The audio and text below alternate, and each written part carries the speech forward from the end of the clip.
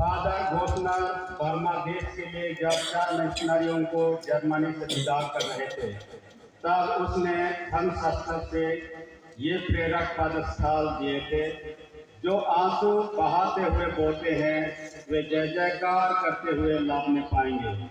चाहे बोने वाला बीज लेकर रोता हुआ चला जाए, परंतु वह फिर फूलिया लिए जय जयकार करता हुआ निश्चय लौट आएगा।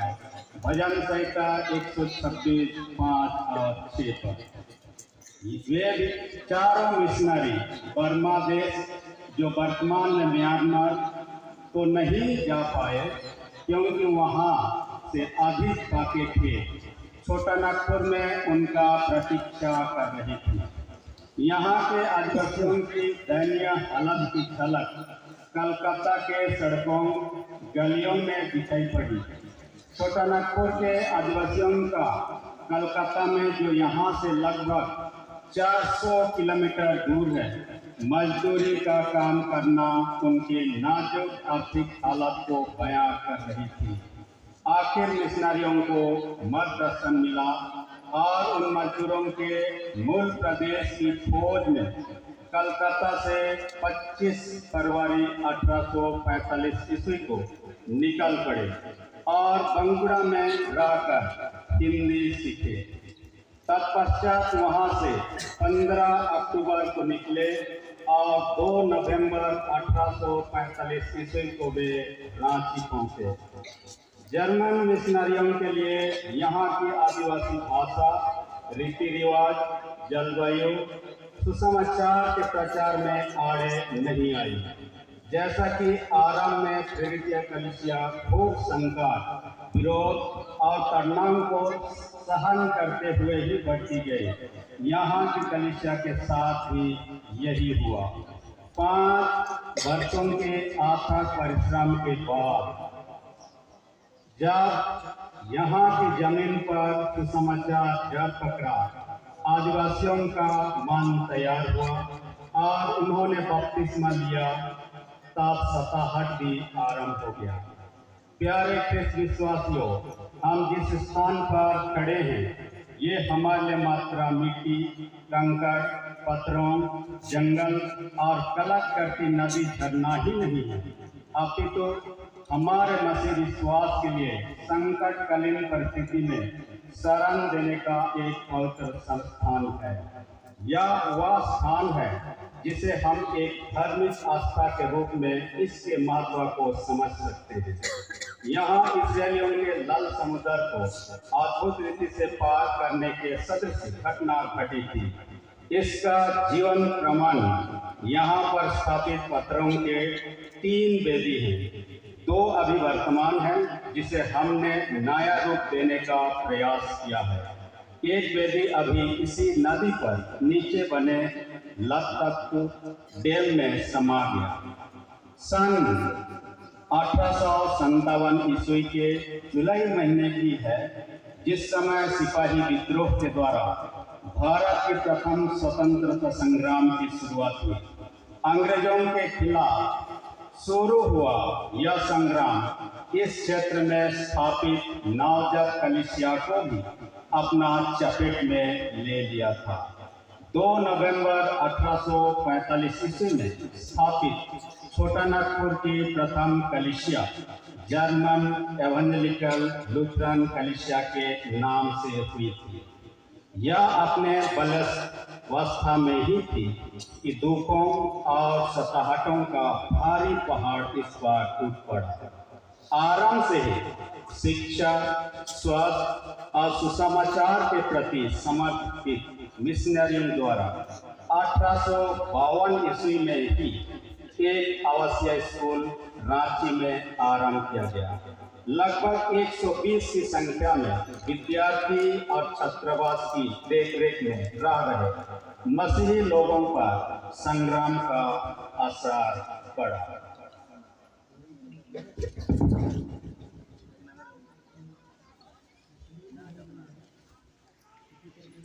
मिशनरियों को कलकत्ता भागकर शरण लेना पड़ा।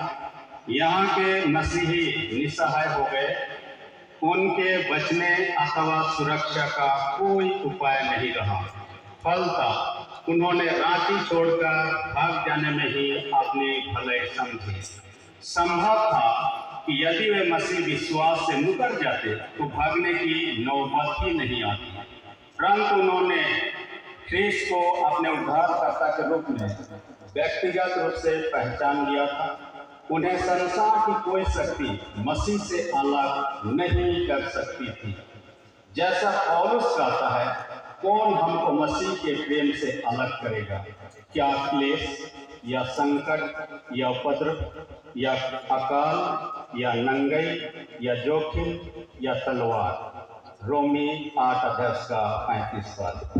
इस संग्राम के दौरान सरकारी संपत्तियों के तहस नहस के साथ ही साथ मिशनरी बंगलों की तोड़ फोड़ भी हुई। ख्रीस्त गिरजा रांची, जिसका संस्कार 24 दिसंबर 1855 को ही हुआ था, में भारी तोड़ फोड़ भी हुई। सुंदर चल सामग्री, फर्नीचर, पाइप ऑर्गन, वेदी की उपासना सामग्रियां, इतना ही नहीं, अंदर तोड़ फोड़ से मन नहीं भरा तो गिरजे घर को ही तोप से धंसाने का प्रयास किया, जिसका चिन्ह आज भी मौजूद है। यह ऐतिहासिक क्रिश्चियन डेरा रांची के GEL चर्च परिसर से लगभग 38 किलोमीटर की दूरी पर है। उन दिनों में इस स्थान तक पहुंचना भयानक बात थी। बिहार जंगलों के रास्ते बैरियों से बचते छिपते हुए हमारे पुरखे इस स्थान पर पहुंचे थे। जिस नदी के बीच हम एकत्रित हैं, इसका उद्गम स्थल नगरी है, जिसके इर्द गिर्द भी प्रथम वयस्क बपतिस्मा पाए हुए लोगों के गांव हैं, जिन्हें हम एताकोटा, बलालों, बंध्या, चिताकुनी के नाम से जानते हैं। संभव है इसी करो नदी के किनारे किनारे भटकते हुए वे इस स्थान तक पहुंचे थे। उनके पीछे पीछे लोग हथियार और घोड़ों से पीछा कर रहे थे, परंतु यहाँ पर है आगे नदी भारी हुई अपनी उफान पर है और पीछे बैरियों का दल। यहाँ वैसे ही विकट परिस्थिति सामने आई जिसे हम इस्राएलियों के साथ देख सकते हैं कि आगे लल समुद्र और पीछे फिरौन की सेना का दल जो उनका पीछा कर रहे थे। उस घोर विपत्ति के समय मूसा ने, जिसकी अगुवाई में इस्राएली जाति मिस्र की गुलामी से छूटकर भाग रही थी, अपने लोगों को धड़स बंधाया और कहा, डरो मत, खड़े खड़े व उद्धार का काम देखो जो यहोवा आज तुम्हारे लिए करेगा, क्योंकि जिन मिस्रियों को तुम आज देखते हो उनको फिर कभी ना देखोगे। यहोवा आप ही तुम्हारे लिए लड़ेगा, इसलिए तुम चुपचाप रहो। निर्गमन 14:13-14। जब तक बैरी लोग खोजते, जंगल खंगालते, यहाँ पहुँचते, वह पेड़ पानी से तेज बहाव के कारण बैरियों के आने तक बह गया। हालेलुया। कोया क्या कोई में हालेलुया कह जाएगा।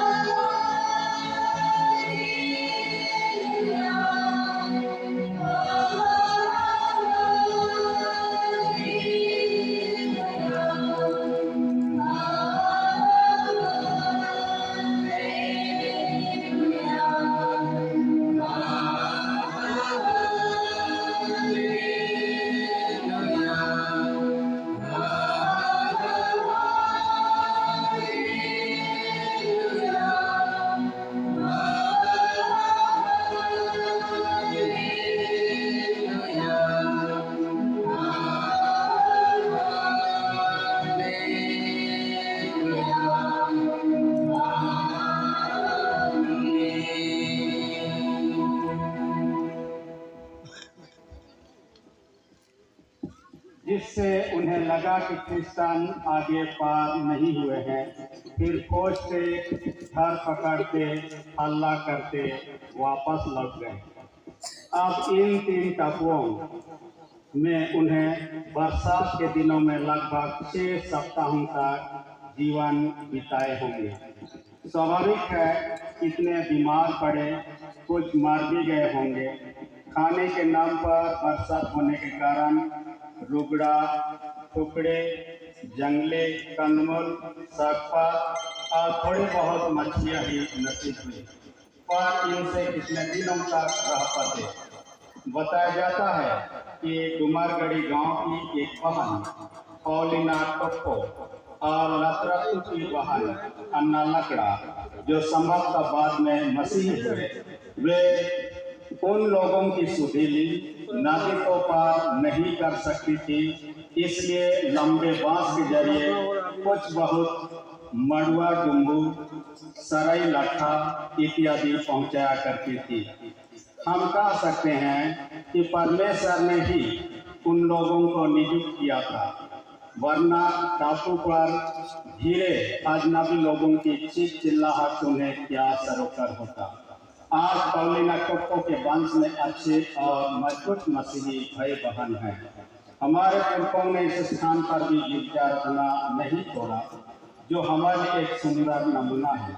उन्होंने पत्थरों के ढेर से वेदी बनाया, पत्थर से ही कुछ कर पत्थरों को क्रूस का आकार दिया, उन्हें गाड़ा, जो प्रमाण के रूप में आज भी मौजूद है। हम इसका 167वां वर्षगांठ आज मनाने के लिए यहाँ एकत्रित हैं और उनके कठिन विश्वास की पर्व में खारे निकालने के लिए हम शुक्रगुजार हैं।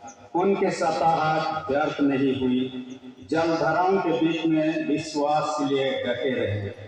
हम भजन कर दाऊद के शब्दों में कह सकते हैं, इस कारण हर एक भक्त मुझसे ऐसे समय में प्रार्थना करे जब कि तू मिल सकता है।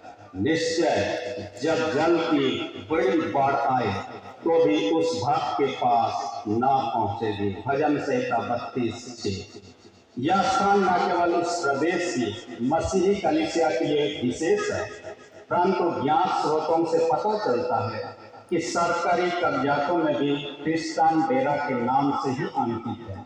इससे इस बात को और भी बल मिलता है कि यहाँ के हृदय विदारक घटना एक मौखिक परंपरा नहीं, परंतु एक ऐतिहासिक सच्चाई है। मौखिक क्षेत्र विभाजन का भी यह स्थान एक केंद्र बिंदु है। अभी हम यहाँ खड़े या बैठे हैं। इससे पश्चिम क्षेत्र को बेलकादी कहा जाता है, उत्तर को नागपुर और पूर्वी क्षेत्र को सोनपुर नाम दिया गया है, जो कबीले विशेष के आधार पर विभाजित है। इन सारी बातों से हमारा विश्वास और बढ़ जाता है कि कितने अद्भुत ईश्वरीय योजना इस स्थान पर पूरी हुई कि वह अपनी कलीसिया को सुरक्षा प्रदान करे। जब आप इस स्थान पर चल फिर रहे हैं तो हमारे पुरखों के प्रति अपना श्रद्धा प्रकट कीजिए कि उनके पांव इन पत्थरों पर, चट्टानों पर कभी पड़े थे, उनके आंसू यहाँ गिरे थे, उनके घुटने यहाँ झुके थे। परमेश्वर पर विश्वास और उसके प्रेम पर भरोसा रखने का यह स्थान सर्वोत्तम उदाहरण है।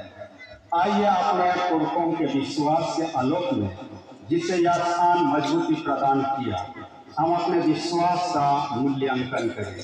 हमारे लोगों के विश्वास की कठिन परीक्षा यहाँ पर हुई थी, वे खारे निकले और उनके संतानों में से आज हम इस स्थान पर उत्सव मना रहे हैं। उनके विश्वास की कड़वाहट हमारे लिए आज सुखद अनुभूति दे रही है। कलीसिया की यह एक धरोहर है। इस ऐतिहासिक घटना से प्रेरणा लें। हम अपने विश्वास की रक्षा के लिए, उसमें बने रहने के लिए हम किसी भी दुनियावी शक्तियों के सामने ना झुकें, ना समझौता करें और अपने पुरखों के विश्वास के आईने में अपने को देखें कि हम अपने विश्वास में आज कहाँ खड़े हैं। अंत में भजन करके इस गीत के साथ हम निर्भयता के आत्मा लें।